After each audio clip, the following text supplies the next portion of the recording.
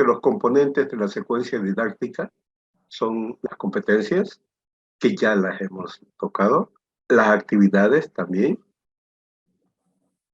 hoy, la evaluación también, y naturalmente el problema del contexto.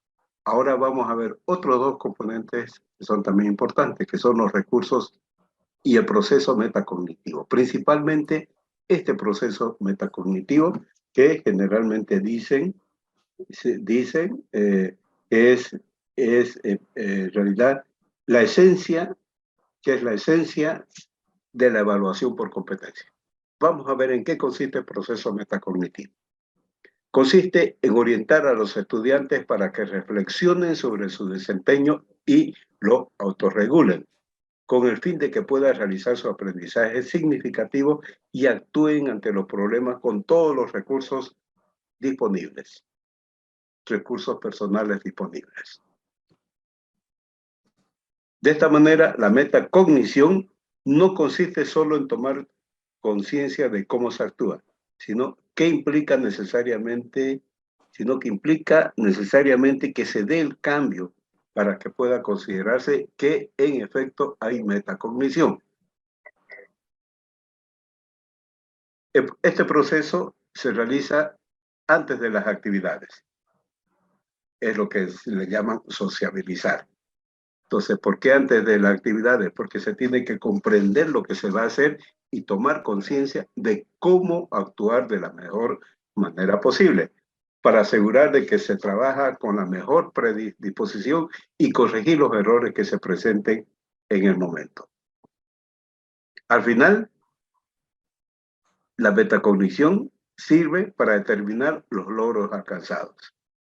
Se identifican las necesidades de mejora y además se generan las acciones concretas para el cambio y el perfeccionamiento, ¿no? Entonces, es un trabajo que tienen que hacer los docentes con los estudiantes. Constantemente tienen que estar conversando. Es como una especie también de retroalimentación de qué es lo que está haciendo bien, qué es lo que le falta.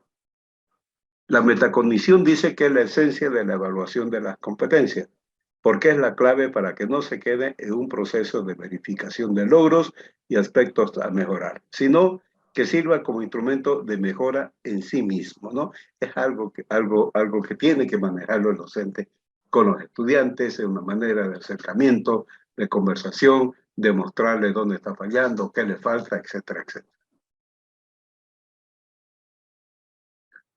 Y en último grupo tenemos los recursos, el último componente de la secuencia didáctica son los recursos.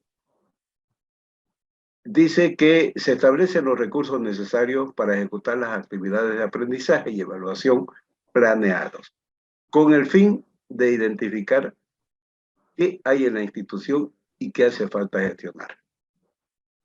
Eso con base a las actividades de aprendizaje y evaluación planeadas, ¿no? Entonces, para estas actividades y para esta evaluación, ¿qué necesitamos? ¿Qué necesitamos? ¿Qué tiene la institución? ¿Y qué hace falta gestionar, comprar, etcétera, etcétera? Entre los principales recursos se tienen modelos, presentaciones, herramientas, utensilios, maquetas, mapas, libros, materiales para análisis, video, música, etcétera. Acá hay que añadirles aplicaciones gratuitas y aplicaciones pagadas también, porque hay muchas aplicaciones de, por ejemplo, inteligencia artificial última que la institución tiene que pagar, ¿no? Y ya los estudiantes tienen. Seguramente van a haber algunos planes especiales para las universidades.